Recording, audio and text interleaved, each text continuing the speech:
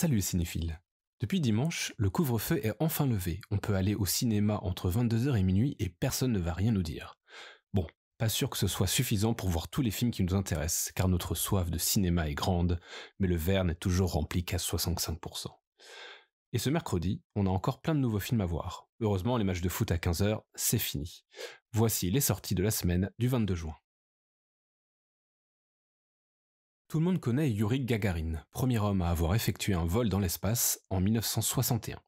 Mais on connaît moins la cité qui porte son nom, en plein cœur d'Ivry-sur-Seine, au sud de Paris, inaugurée en 63 et déconstruite en 2019. Le rapport entre les deux ? Difficile à trouver, hormis cette forme curieuse des bâtiments qui évoque vaguement un vaisseau spatial. C'est cette histoire conjointe que les réalisateurs Fanny Liattard et Jérémy Trouille ont voulu raconter, réinventer, à travers le personnage de Yuri, un jeune homme de 16 ans très débrouillard et passionné d'astronomie qui a grandi ici et essaye tant bien que mal de sauver sa cité. Alseni Batili interprète brillamment cet ado un peu taciturne mais très déterminé, qui observe aussi bien la Lune que la vie du quartier à travers son télescope. Le jour, les pieds sur terre, il répare les lumières et les ascenseurs, la nuit, il se rêve cosmonaute. Rien ne semble pouvoir le déloger de ses étonnants murs de briques rouges, de sa cité à laquelle il est entièrement dévoué mais laissé à l'abandon et menacé d'être démoli. Et s'il le fallait, c'est en cellule capitonnée qu'il transformerait sa chambre. Entre rêverie et réalité, portée par une musique onirique de Nathan Blais, c'est une vraie déclaration d'amour qui est faite à la mémoire des murs, à la solidarité, à ces familles partagées entre le besoin de vivre ailleurs et l'appréhension de quitter ce lieu si réconfortant. C'est aussi un hommage émouvant à cette cité qui n'existe plus, et c'est probablement toutes les cités de France qui peuvent se reconnaître en Gagarine. Gagarine est un film social qui porte si haut son message qu'il rentre quasi instantanément en état de grâce. À voir ce mercredi. Cruelle diablesse, elle jette tant de sorts à toute la ville. Chacun a le frisson dès qu'il la voit. Cruelle. Après Maleficent, c'est au tour de Cruella de voir son origin story adaptée au cinéma. Sous la couleur pâle de son visage, on retrouve Emma Stone, nouvelle actrice phare du tout hollywoodien. Les origin stories peuvent être intéressantes, comme Joker de Todd Phillips en 2019, qui avait réussi à créer un méchant de cinéma en montrant à l'écran l'ascension de la folie de son personnage par l'oppression par la société. Bien sûr, ici c'est Disney, et donc vous l'aurez compris, Cruella n'est pas vraiment cruelle. Sous prétexte de raconter la genèse du mal, Craig Gillespie introduit Emma Thompson comme un méchant encore plus méchant que le méchant que l'on veut raconter l'histoire. On s'enfonce donc pendant 2 heures dans une histoire banale et pleine de rebondissements, vue à l'avance, bien sûr. Alors oui, Cruella est un divertissement sympathique. De voir Cruella d'Enfer, la fashionista, faire des happenings couture pour embêter le personnage de la baronne joué par Emma Thompson, ça nous plaît. On se délectera de la méchanceté et de la cruauté de cette dernière, personnage mégalo et psychopathe. Malheureusement, on aurait peut-être préféré son origin story à elle, car Cruella reste bien trop gentille, et c'était le même problème avec Maleficent.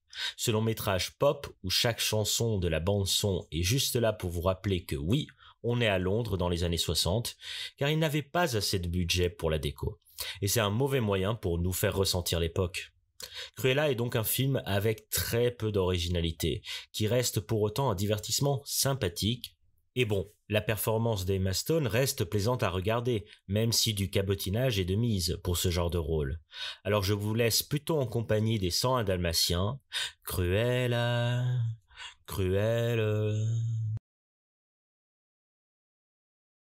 Après avoir revisité le concept de la boucle temporelle en faisant revivre à Jessica Roth le jour de sa mort en boucle dans Happy Birthday 1 et 2, Christopher Landon réitère dans le slasher, cette fois-ci avec cet autre concept éculé du film fantastique, l'échange de corps, le body swap, popularisé par le film Freaky Friday. La recette, c'est quasiment la même. Une étudiante blonde, pas vraiment populaire, doit trouver sa propre force en partant elle-même en chasse de son meurtrier. Dans Happy Birthday, elle apprenait au fur et à mesure à déjouer les pièges du tueur. Ici, elle se réapproprie la force de l'assassin pour mieux se défendre. Oui, parce que la blonde est dans le corps du grand méchant et le grand méchant est dans le corps de la blonde. Vous me suivez ? La comédie horrifique se déroule sans surprise, mais sans temps mort. Toutes les situations absurdes possibles sont montrées, aussi évidentes qu'amusantes, mais sans oublier une vraie dose de giclée de sang non négligeable. Accumulant les hommages à de nombreux slashers bien connus, de Vendredi 13 à Freddy, mais pas seulement, le film bénéficie d'un vrai élan cinématographique qui rehausse son postulat purement divertissant. Si Catherine Newton, l'actrice, a un rôle assez stoïque à jouer, on se plaît au contraire à suivre Vince Vaughn, le tueur, à la base, devenant une jeune fille de 17 ans pleine de mimiques. Rien de révolutionnaire, mais un bon plaisir coupable, encore un finalement de la part de Christopher London qui impose un vrai style. Ce mercredi marque aussi la sortie de Minari de Lee Isaac Chung, réalisateur d'origine coréenne qui s'attache à raconter ici l'intégration difficile d'une famille asiatique dans l'Arkansas. Film indépendant diffusé à Sundance, nommé 6 fois aux Oscars, Minari est un nouveau regard sur le rêve américain et une Amérique parfois hostile.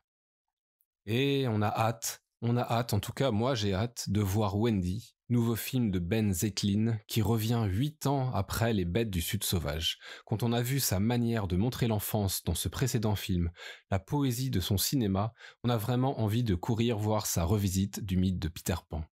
En attendant, on vous souhaite de bonnes émotions, dites-nous si ces films vous ont plu, et à la semaine prochaine.